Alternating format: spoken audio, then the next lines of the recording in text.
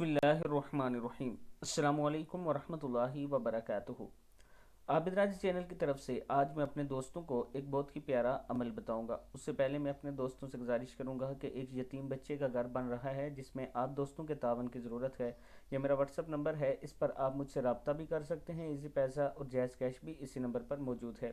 تو شروع کرتے ہیں۔ بسم اللہ الرحمن الرحیم۔ 100 برائیاں مٹا دینے والا کلمہ۔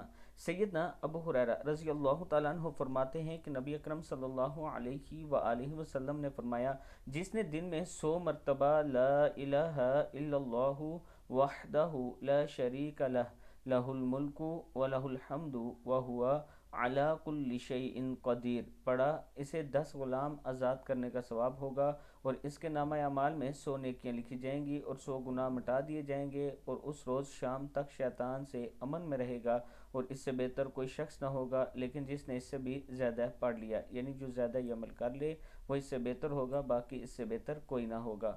السلام علیکم ورحمۃ اللہ وبرکاتہ۔